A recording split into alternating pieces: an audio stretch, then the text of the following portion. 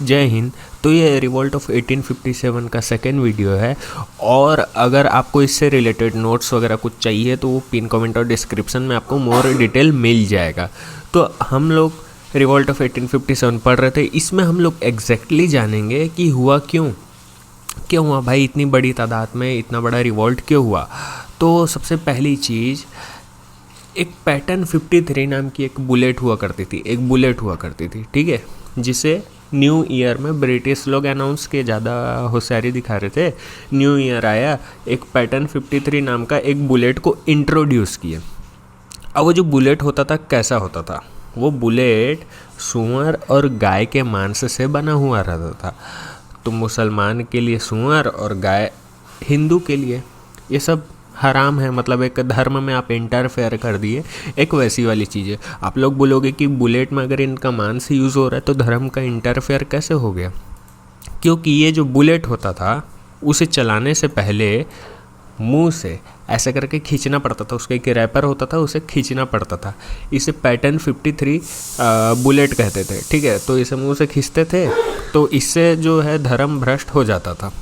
तो यहाँ पे मैं लिखा हूँ गाय हिंदू के लिए और पिग मुस्लिम के लिए, तो दोनों के दोनों गुस्सा हो गए।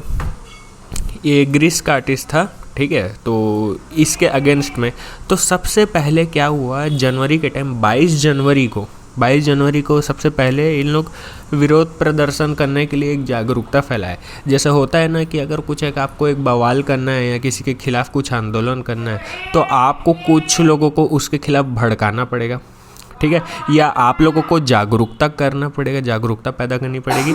तो वही इधर हो रहा था। 22 जनवरी को एक पहला कंसर्न रेज हुआ कलकत्ता से, कलकत्ता, फिर मेरठ, फिर बैरकपुर, फिर अम्बाला, यानी कि कलकत्ता में सबसे पहले ये कंसर्न राइज हुआ कि यार ये क्या कर रहे हैं यार हमारे रिलीजन के साथ, ठीक है। उसके बाद मेरठ में वो इन्फॉर्मेशन पहुंची, फिर बैरकपुर में, फिर अम्बाला में। अब भाई उस टाइम फ़ोन तो था नहीं कि अपन फ़ोन करके कर दिए, तो ये इन्फॉर्मेशन पहुँचेगी कैसे, क्योंकि जो ब्रिटिश के अंडर में जो इंडियंस लोग एज अ सोल्जर वर्क कर रहे हैं, उन लोग के बीच में कम्युनिकेशन का तो कुछ साधन नहीं था, तो उन लोग एक दूसरे से कम्युनिकेट कैसे करते।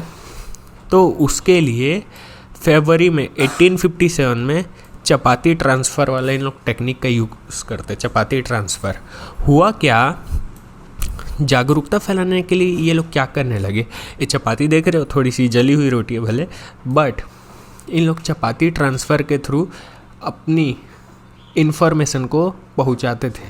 फ़ोन तो था नहीं, आप कैसे अपने साथियों लोग को बताओगे कि यार ये ब्रिटिश लोग के खिलाफ हम लोग को कुछ करना चाहिए, आप कैसे भड़काओगे उन लोगों को। फ़ोन तो है नहीं कि आप फ़ोन कर दिए डायरेक्ट और फ़ोन में सब बता दिए। तो इसलिए इन लोग क्या करते थे, चपाती में इन्फॉर्मेशन को ऐसे रखते थे और चपाती को ऐसे से ट्रांसफ़र करते थे, ऐसे करके चपाती को ट्रांसफ़र करते थे। तो ये जो चपाती ट्रांसफ़र करते थे, चपाती में इन्फॉर्मेशन को ये लोग ट्रांसफ़र करते थे, बट गुड़गांव का जो डीएम होता है ना, डिस्ट्रिक्ट मजिस्ट्रेट, उसको ये चीज़ डाउट हो गया, अजीब सी चीज़ लगी, चपाती ट्रांसफ़र कर रहे हैं, कुछ तो घपला हो रहा है, मतलब यार कुछ आप अजीब सी चीज़ देखोगे तो आपको ऐसे नोटिस में आएगी, अरे यार चपाती ट्रांसफ़र क्यों कर रहे हैं यार। तो ये क्या किया, जा कर के अपने चमचे होते हैं सब ब्रिटिश के, खुद भी ब्रिटिश था, तो ब्रिटिश को जा कर के इन्फॉर्म कर दिया, भाई उधर क्या कर रहे हैं, चपाती वपाती ट्रांसफ़र कर रहे हैं, अब पता नहीं मतलब कुछ बवाल ववाल होने वाला है क्या। तो मार्च में फाइनली ऐसा देखा गया कि उन लोग सामने आकर के बोले कि हम लोग अब यूज़ नहीं करेंगे, रिफ्यूज़ टू यूज़, अब हम यूज़ नहीं करेंगे ग्रीस कार्टिज को, ठीक है। 9 मार्च को 1857 में 19th बंगाल इन्फेंट्री, ये 19वीं बंगाल इन्फेंट्री क्या है, आर्मी की एक नंबरिंग होती है, ठीक है, तो उनकी इन्फेंट्री होती है। तो जो 19th बंगाल इन्फेंट्री है उसका कोर्ट मार्शल कर दिया, मतलब उन्हें सज़ा दे दिया। आर्मी में होता है ना कोर्ट मार्शल, ठीक है, मतलब ज़्यादा बवाल ववाल करोगे तो कोर्ट मार्शल कर देंगे। तो उनका बहरामपुर में इनका कोर्ट मार्शल हो गया। देख लो 9 मार्च तक हम लोग आ चुके हैं, ठीक है। अब एक इमेज दिखाता हूँ, देखो इस टाइप की जो पुरानी जेल हुआ करती थी वहाँ भेज देते थे जो लोग बगावत करते थे। ये बहरामपुर का ही जेल है, ठीक है। इस टाइप का पुराने जगह पे भेज देते थे, है ना। अब आगे बढ़ते हैं। तो देखो जनवरी में सबसे पहले क्या हुआ, जनवरी में सबसे पहले वो पैटर्न 53 नाम की बुलेट इंट्रोड्यूस हो गई न्यू पार्टी में, ठीक है। फरवरी में ये चीज़ें लोगों को खटकने लगी और एक दूसरे को वो लोग इन्फॉर्मेशन प्रोवाइड करने लगे चपाती के माध्यम से, ठीक है, रोटी के माध्यम से इन्फॉर्मेशन प्रोवाइड करने लगे। मार्च में ये देखा जाता है कि फाइनली इन लोग रिफ्यूज़ टू यूज़ करते हैं, भाई अब हमसे नहीं होगा, हम लोग इसको यूज़ नहीं करेंगे। और 9 मार्च को कोर्ट मार्शल कर दिया जाता है 19th बंगाल इन्फेंट्री का, ठीक है। 23 मार्च को क्या होता है, एक जनरल ग्रेग आर्सन नाम का, आंसन जो भी नाम है, ये कमांडर इन चीफ रहता है, ठीक है। ये 23 मार्च को बोलता है ऐसा, ठीक है, सस्पेंड टू यूज़, है ना, अभी थोड़े टाइम के लिए यूज़ नहीं करते इसको, ठीक है, जब तक करके मेरठ से ऑर्डर नहीं आ जाता। मेरठ में वाला केस गया, ठीक है, जब तक मेरठ से ऑर्डर ना आ जाए इसका यूज़ अब कोई मत करना, ठीक है। ऐसा 23 मार्च को जनरल ग्रेग आर्सन बोलता है, ठीक है। फिर उसके बाद क्या होता है, बट 29 मार्च को क्या हो जाता है, जो मंगल पांडे हैं जो कि 34th बंगाल इन्फेंट्री से बिलोंग करते थे, ठीक है, बैरकपुर से 34th बंगाल इन्फेंट्री, ठीक है। तो ये मंगल पांडे वहाँ से रिवॉल्ट को छेड़ देते हैं, ठीक है। ब्रिटिश आता है, उसको ने भाई पकड़ के सूद देते हैं अच्छे से। अब थोड़ा सा मंगल पांडे के बारे में जान लेते हैं। मंगल पांडे एक इंडिविजुअल रिवॉल्ट करने के लिए आए थे। इसके पहले अभी तक जो अपन देख रहे हैं, एक पूरी एक भीड़ है जो गुस्सा आ रही थी कि अरे भाई गलत काम करे, बट कोई भी ढंग से सामने नहीं आ रहा था, मतलब सामने आकर के कोई ढंग से खड़े नहीं हो रहा था, है ना। मंगल पांडे पहले ऐसे इंसान हुए हैं जो उस भीड़ से अलग हो करके सामने आकर के खड़े हुए और ब्रिटिश को पकड़ के कूटे दिए, ठीक है। और ये जब शहीद होंगे तो ये 90 साल की जो इंडिपेंडेंस की जो हमारी लड़ाई चढ़ी है उसमें सबसे पहले शहीद ये कहलाएंगे, ठीक है। यानी कि 90 साल तक करके जो हम लोग का जो फ्रीडम स्ट्रगल की जो फाइट हुई है आज़ादी को लेकर के, उसको 90 साल ना, हाँ, तो 90 साल की कितना साल, मतलब जितना भी है ये पहले शहीद कहलाएंगे, ठीक है। तो ये क्या है, ब्रिटिश ने इनको फांसी दे दी 8 अप्रैल 1857 को इन्हें फांसी दे दी गई, ठीक है। फिर 11 अप्रैल को एक ईसुरल पांडे नाम के एक और थे, उन्हें भी फांसी दे दी। फिर इससे सबको गुस्सा चढ़ गया कि अब तुम ज़्यादा अति कर रहे हो, पहले तो रिलीजन में अफेयर किए, रिलीजन में घुस गए पहले तो, और उसके बाद अब तुम फांसी भी दे रहे हो हमारे बंदे को, तो सबके सब गुस्सा आ गए। और वो जो गुस्सा है 10 मई को मेरठ से देखने को मिला। ये बात आपको ध्यान में रखनी है, मेरठ से 1857 की क्रांति चालू हुई। पर अगर मंगल पांडे का बोलोगे तो मंगल पांडे का एक इंडिविजुअल रिवॉल्ट था, एक इंडिविजुअल थे वो, तो बैरकपुर से थे, 34th बंगाल इन्फेंट्री से, 34th बंगाल इन्फेंट्री से थे। पर अगर बोलोगे 1857 की ये जो सैनिक लोग की क्रांति थी, सैनिक लोग जहाँ से रिवॉल्ट किए वो मेरठ से स्टार्ट किए, इस चीज़ को ध्यान में रखना। मेरठ के 85 सिपाही लोग इसमें ज्वाइन किए, ठीक है। 20th regiment and 11th Bengal infantry, 20 और 11 इतना याद रख लो, काफ़ी है, ठीक है। तो ये सब के सब डिसाइड करते बेटा चलो दिल्ली, और दिल्ली में ना जो रास्ते में दिखेगा उसे पकड़ के कूटे देंगे। तो इन लोग क्या किए, ऐसा धड़ल्ले से, जैसे देख रहे हो ना, ऐसा दौड़ते हुए आ रहे, पूरी भीड़ भाई साहब गजब का, ऐसा जो रास्ते में दिखेगा ना उसको पकड़ के कूट देंगे, ठीक है। तो रास्ते में मतलब ऐसे नहीं कि किसी भी इंडियन को थोड़ी कूटेंगे भाई, अगर कोई यूरोपियन रास्ते में दिखता है तो उसको कूटेंगे, ठीक है। तो एक जन बंदा आ गया एक बंदा कलरल रिप्ले करके एक बंदा आ गया, वो बीच में आकर के खड़ा हो गया, उसको पकड़ के सूट दिया भाई, मार दिया उसको। अब ये पूरी की पूरी भीड़ दिल्ली क्यों जा रही थी, ये चाचा जी से मिलने। अब पूछोगे ये चाचा जी कौन है, ये चाचा जी है लास्ट मुगल बहादुर शाह जफ़र II, ठीक है। एक एंटिक पीस बचे हुए हैं अभी तक करके, ठीक है। आप लोग सोचो यार, मतलब एक टाइम पे जो मुगल ऐसा था कि अकबर औरंगज़ेब मतलब एकदम तहलका मचा करके रख दिए थे, वो आ करके एक छोटे से जगह में सिमट करके रह गया था दिल्ली के लाल किले में। तो ये बहादुर शाह जफ़र 2 है, इसके बाद कोई मुग़ल आया नहीं और ये एक एंटीक पीस है, ठीक है, अपने आप में। तो इनके पास आ रहे थे। इनके पास क्यों आ रहे थे? क्योंकि एक नॉन फेस को इन लोग अपने लीडर बनाना चाहते थे। बट यार ये ऑलरेडी इतने एजेड है, लीडर बनने के लायक नहीं अभी, है ना। और ऊपर से ये सिर्फ नाम भर के लास्ट के मुग़ल है। तो बहादुर शाह जफ़र दिल्ली के लाल किले वगैरह के आसपास टहल रहे थे या आराम कर रहे थे, जो भी है, इनके पास आ रहे थे। इन लोग सोचे कि इसको भाई लीडर बना लेते, एक नॉन फेस है ये, इसे हम लीडर बना लेते हैं, एक नॉन फेस है। तो इसको बोले प्लीज़ चाचा जी ज्वाइन अस करके। तो ये बोला अरे ना यार इस उम्र में नहीं हो पाएगा करके। तो इन लोग थोड़ा मोटिवेट किया, अरे आप तो मुग़ल हो यार, और थोड़ा आ करके थोड़ा ज्वाइन कर लो ना, थोड़ा ब्रिटिश को बढ़िया से कुलच देते हैं, बढ़िया से मस्त मार देते हैं। तो थोड़ा सा इन्हें मोटिवेट वगैरह कर दिए और ये थोड़ा सा फ्रंट में आ करके खड़े हो गए, ठीक है, जो इनकी सबसे बड़ी गलती साबित हुई, ठीक है। ये अपने बेटे को, जो इसका नाम था मिर्ज़ा ज़हीरुद्दीन, इसे कमांडर इन चीफ बना दिए, ठीक है। ऐसा बोला जाता है कि नालायक लड़का था ये उसका, ठीक है। फिर बाद में बख्त खान ने मतलब इस रिवॉल्ट को संभाला। यानी कि अगर आपको ओवरऑल पूछा जाए कि दिल्ली से कौन लड़ रहा था, तो आप बहादुर शाह जफ़र 2 और बख्त खान को नाम लोगे, मिर्ज़ा ज़हीरुद्दीन ऐसी था साला, ठीक है। मई 1857 को क्या होता है, 81st इन्फेंट्री जो थी वो गोविंदगढ़ पोर्ट अमृतसर को कैप्चर्ड कर लिए। देखो मार्च तक आ चुके हैं, ठीक है।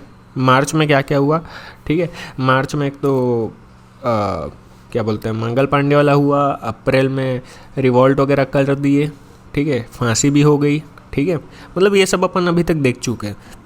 मई में आ चुके हैं 81st इन्फेंट्री गोविंदगढ़ पोर्ट को कैप्चर कर लिए, जो कि अमृतसर में है, ठीक है। बट ये चीज़ ज़्यादा चल नहीं पाया क्योंकि लाहौर में एक बंदा था मियान मीर, जो इस रिवॉल्ट को सप्रेस कर दिया। मियान मीर नाम का एक बंदा था जो लाहौर तक करके बात को बढ़ने नहीं दिया। अब यहाँ पे बहुत काम की चीज़ है, यहाँ पे ध्यान से सुनना। 14 मई 1857 की बात हो रही, 14 मई 1857 की। ये देख सकते हो आप लोग, इंडिया का मैप है।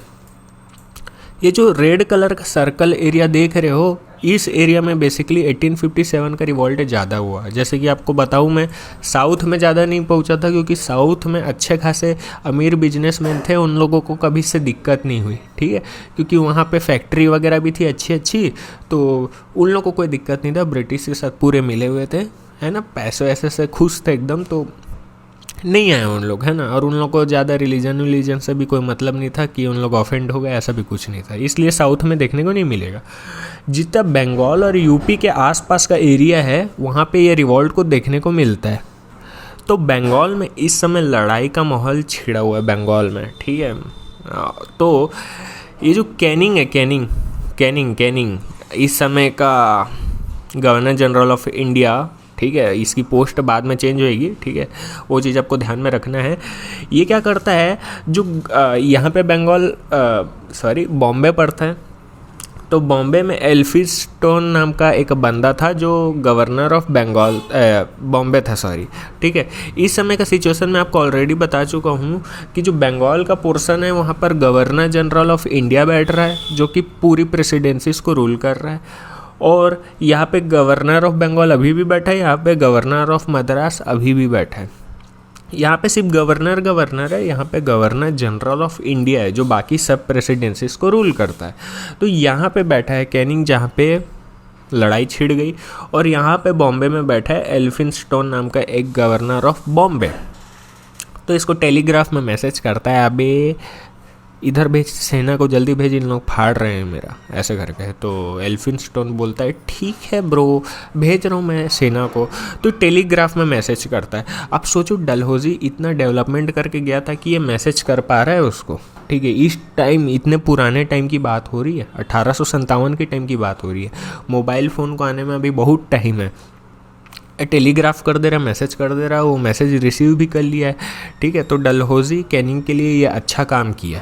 इसके साथ में अच्छा, अब जो आर्मी को बुलाया है तो उड़ के तो आएगी नहीं, है ना, पंख वंख थोड़ी है उसके, तो ट्रांसपोर्टेशन, तो जो ट्रांसपोर्टेशन है उसका भी डलहौजी अच्छा इंतजाम करके गया था, तो कैनिंग को इससे हेल्प हुई। और अगर आपसे कोई पूछता है कि रिवॉल्ट ऑफ 1857 को सप्रेस कैसे कर पाए ब्रिटिश, तो इसमें सबसे बड़ा हाथ था कि इनके पास थोड़ी सी टेक्नोलॉजी आ चुकी थी जो हमें इंडियंस के पास उस टाइम नहीं थी। हमें नहीं पता कि मतलब बरेली वाले को नहीं पता कानपुर में क्या हो रहा है, कानपुर वाले को नहीं पता लखनऊ में क्या हो रहा है, उन लोग बस लड़ रहे थे अपने, ठीक है। बट इन लोग पूरी इन्फॉर्मेशन ऐसे से भेजते थे और ये पूरा क्रेडिट जाता है डलहौजी को, ठीक है।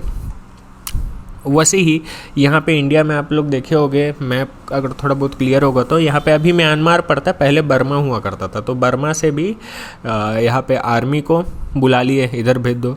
फिर सिंगापुर यहाँ कहीं नीचे में पड़ता है, वहाँ पे एल्गिन को बोला अबे तू भेज यार, है ना। तो आप लोग अगर देखोगे तो जो डलहौजी है ट्रांसपोर्ट और टेलीग्राफ जैसे अच्छे डेवलपमेंट करके गया है, जो कैनिंग को हेल्प करेगा काफ़ी इस रिवॉल्ट को सप्रेस करने में, ठीक है। उसके बाद सेज ऑफ कानपुर देखते हैं, ठीक है। तो देखो कानपुर का भी आप थोड़ा सा कॉन्सेप्ट को ध्यान से समझो। याद है आपको मराठा नाना साहेब पेशवा का एडॉप्टेड सन, उसको इज्जत नहीं दिए थे, उसको पेंशन वगैरह नहीं दिए थे, वो गुस्साए बैठा है अभी, ठीक है। वो चला गया कानपुर और अभी कानपुर में रूल कर रहा था। अब क्या हुआ, जब ये पूरी भीड़ आने लगी एकदम धड़ल्ले सारे, चलो बेटा दिल्ली, चलो बेटा दिल्ली, तो इधर ही से तो होते हुए जाएंगे। तो जो यूरोपियन हैं उनकी फैमिली भी थी, बीवी बच्चे भी थे, तो उन लोग क्या है थोड़ा सा डर गए, अब यार ये साला पगलाई भीड़ आ रही है, ऑलरेडी वो रिप्ले नाम का एक बंदा को ठोक दिए इन लोग रास्ते में, तो हमारी फैमिली तो सेफ़ नहीं, मतलब पहली बार यहाँ पे ब्रिटिश को ऐसा लग रहा है अपन सेफ़ नहीं है ऐसे करके, ठीक है। जैसे आमिर खान को लगता है ना, आमिर खान को कि अपन इंडिया में सेफ़ नहीं है, वैसे ब्रिटिश लोग को भी उस टाइम लगा। तो जो ब्रिटिश लोग हैं कानपुर में नाना साहब से बोले यार, अरे नाना साहब थोड़ा सा हेल्प कर दो यार। तो नाना साहब बोलते हैं अच्छा बेटा, हाँ चल बोल क्या दिक्कत है तेरे को। तो ब्रिटिश लोग बोलते हैं यार थोड़ी सी हम लोग की फैमिली वगैरह को पनाह दे दो आप, पूरी भीड़ पगला गई है यार, पूरी भीड़ पगला गई है, ठीक है, तो हम लोगों को थोड़ा सा पनाह दे दो हमारी फैमिली को। तो नाना साहब बोले ओके बेटा, ओके ओके। बट क्या होता है 15 जुलाई को वहाँ पे भी हमला हो जाता है, और नाना साहब बोल तो दिए थे कि आ जाओ आ जाओ आ जाओ कुछ नहीं होगा करके, बट 500 यूरोपियन लोग मर जाते हैं उस टाइम। 500 यूरोपियन लोग देख रहे हो, ठीक है, मतलब एकदम धड़ल्ले से कुटाई हो जाती है, ठीक है, 500 यूरोपियन लोग मर जाते हैं। तो ये जो बात हो रही है कहा गया भाई हाँ, ये जो बात हो रही है ये 15 जुलाई की बात हो रही है, ये बात हो रही है जो 15 जुलाई की बात हो रही है। और 16 जुलाई के आते आते कानपुर को ब्रिटिश लोग फिर से कैप्चर कर लेते हैं। अब जो नाना साहेब था जो अपना वादा पूरा नहीं निभा पाया, वो वहाँ से कट लेते हैं, अरे भाई बाद में ऐसा देखा जाता है वो नेपाल में है, ठीक है, तो वहाँ से निकल लेते हैं, है नहीं, तो किनकी वजह से मर भी गए, ठीक है। उसके बाद एक क्रांतिकारी आती है बेगम हजरत महल, अवध की क्रांतिकारी, अवध की।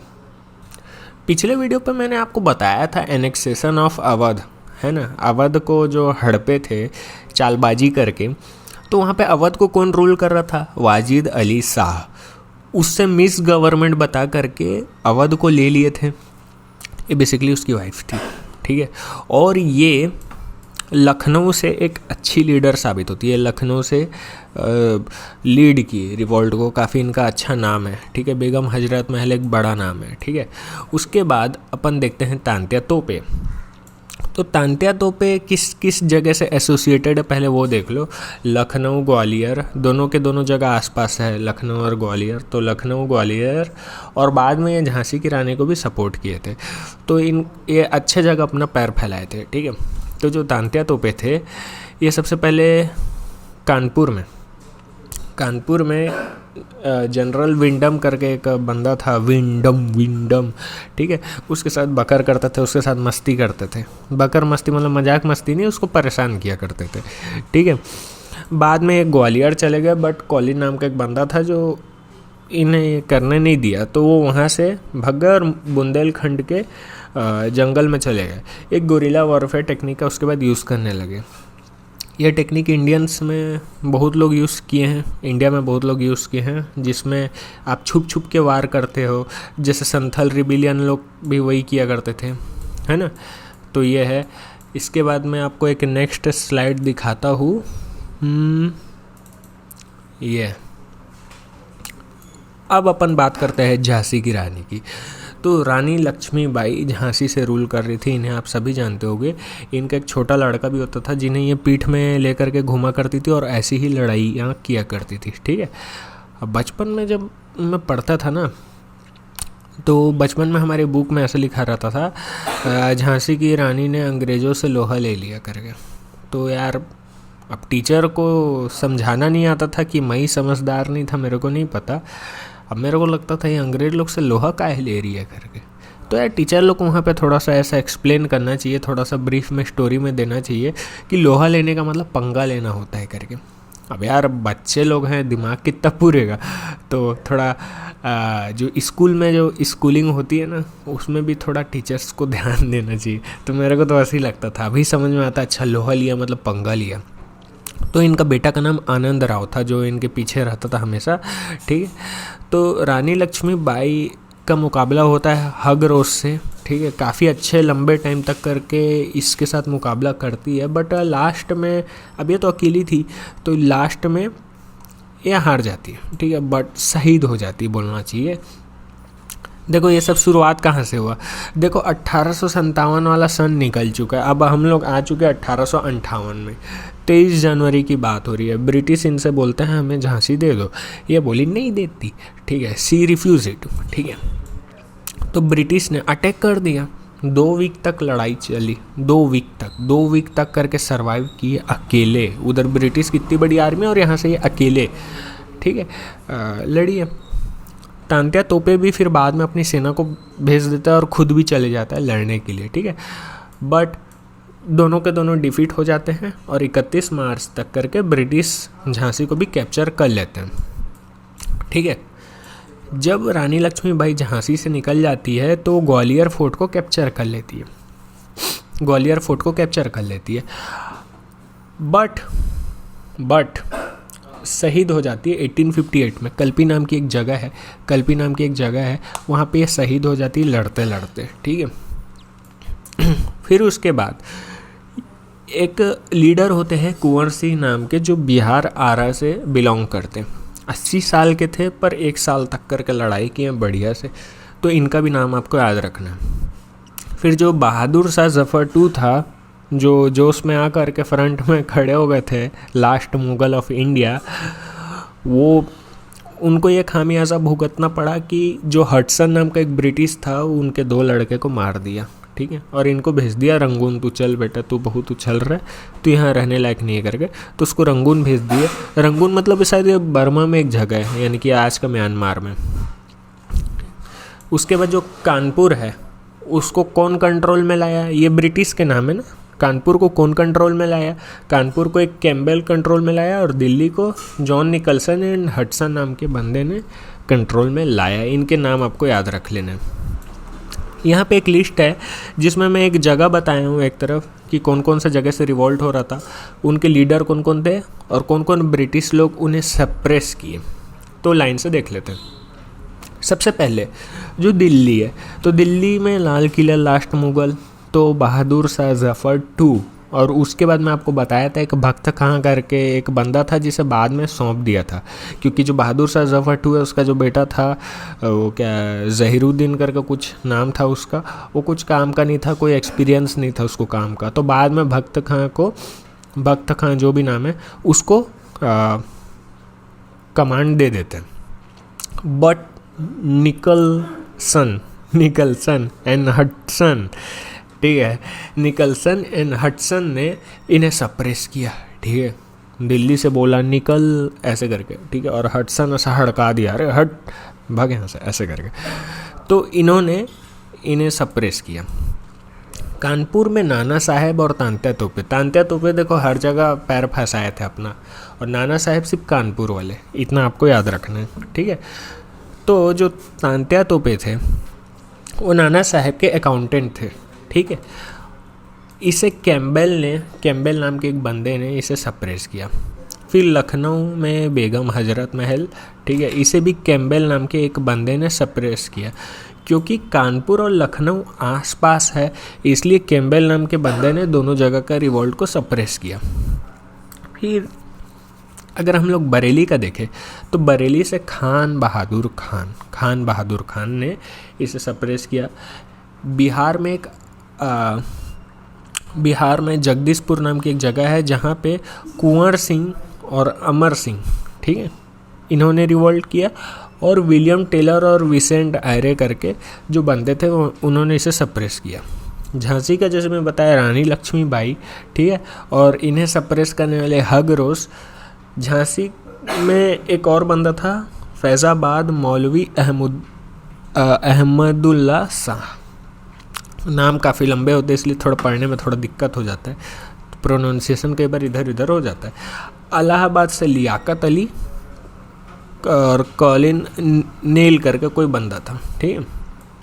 अब यहाँ पे समझते हैं कि हम लोग रिवॉल्ट ऑफ 1857 जो एक अच्छे ग्राफ के साथ ऊपर गया था, सडनली ड्रॉप क्यों हो गया।